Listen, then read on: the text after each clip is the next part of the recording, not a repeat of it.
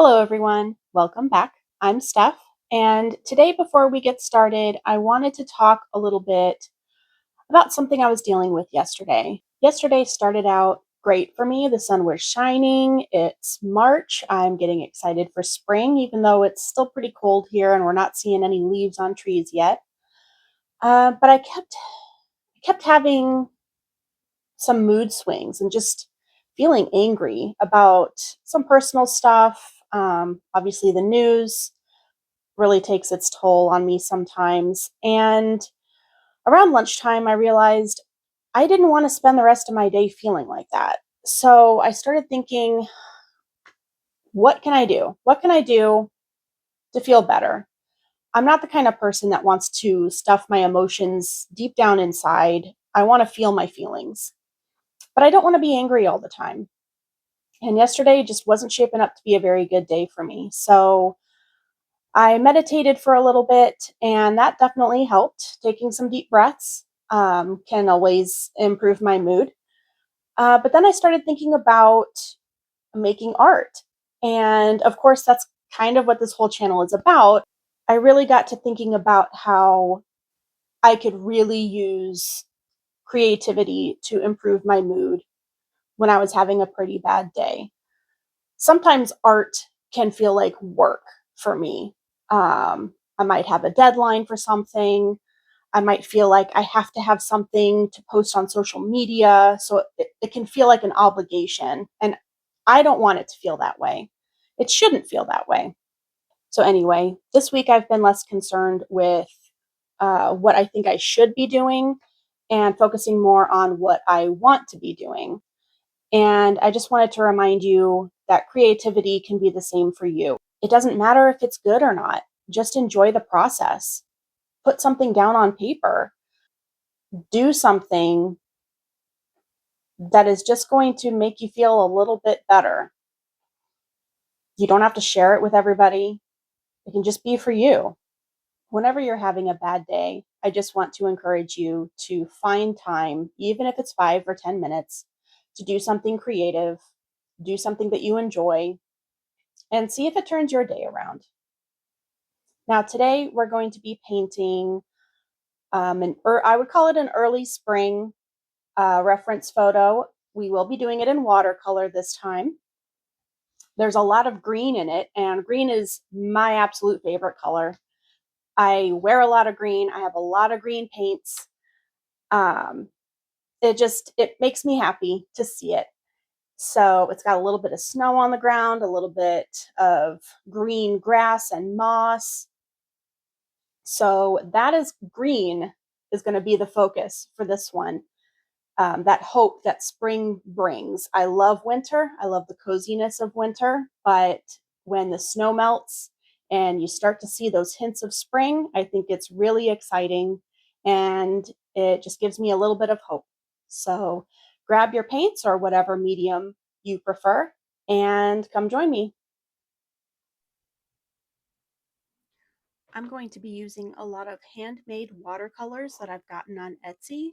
I will list all of the paint names and the shop names that I used in the description below, but please use whatever colors you have, any of your favorite greens. We're going to keep this nice and loose. And I'm starting by wetting the paper only down to where I want that hill to start. So this is really, I'm just wetting what's going to be the background trees.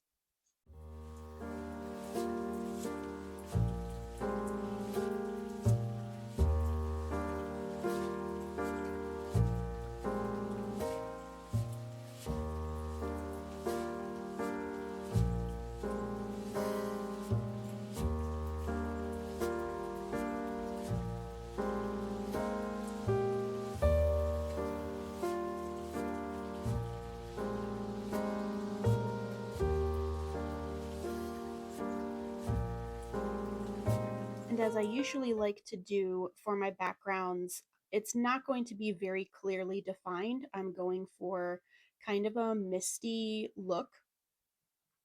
So I'm going to keep the center part kind of light. In the reference photo, you can see that that's where the light source is coming from. So the left and the right sides are going to be darker than the center. And I am drawing some tree trunks, or I'm painting some tree trunks, but because the paper is wet, they're kind of just blending into the background, which is exactly the appearance that I'm going for.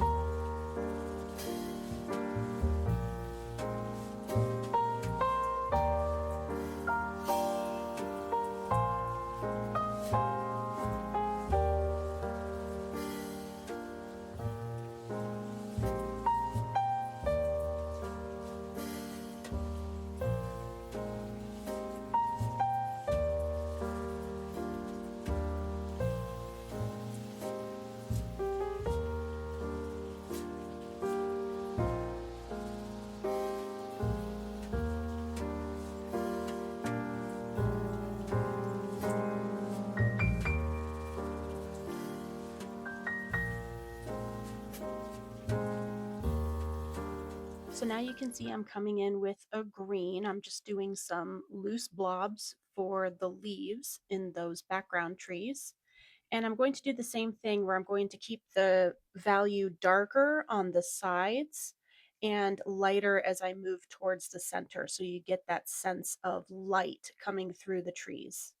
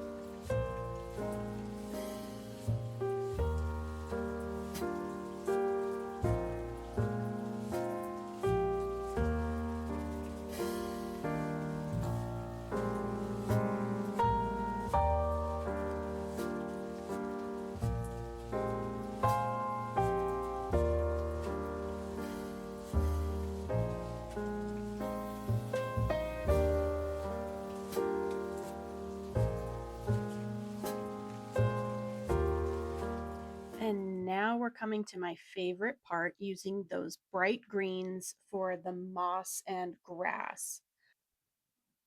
I'm using a pretty light touch with my brush here, so it kind of skips along the paper, leaving those white patches of snow.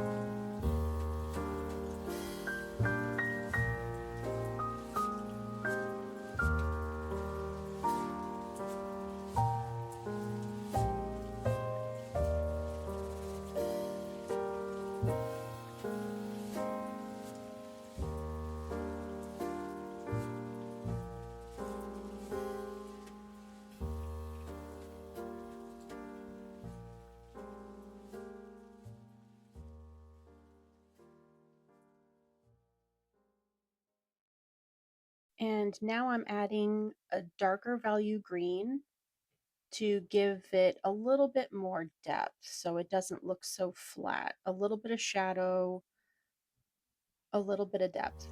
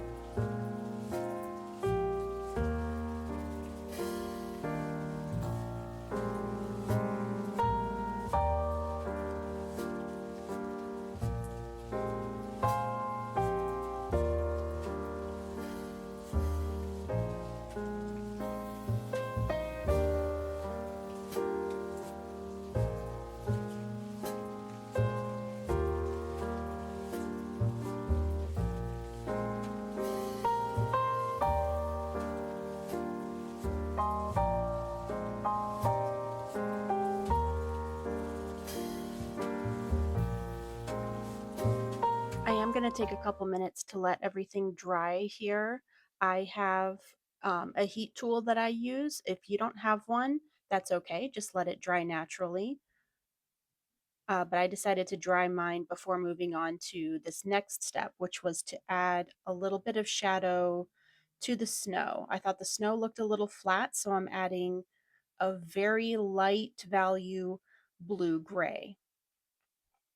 I'm painting a line of it, and then I'm adding a little bit of clean water just above that line, so it's not such a harsh line. It kind of softens.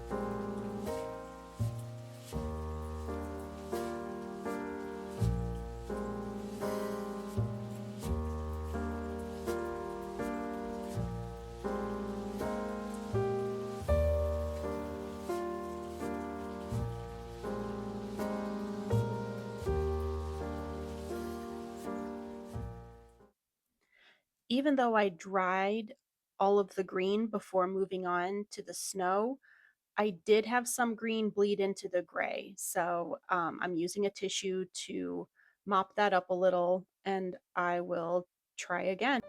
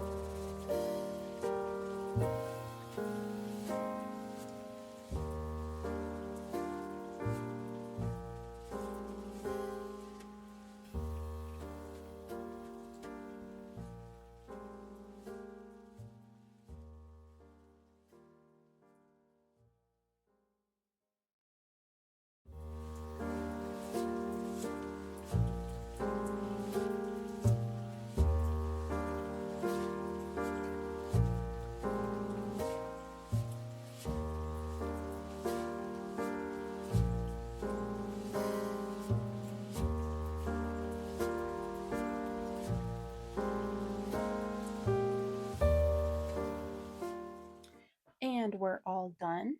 One thing I like to do with this paper in particular is use the heat tool to warm the tape. Warming the tape loosens up the adhesive, so I don't run the risk, or I don't run as much of a risk of tearing the paper.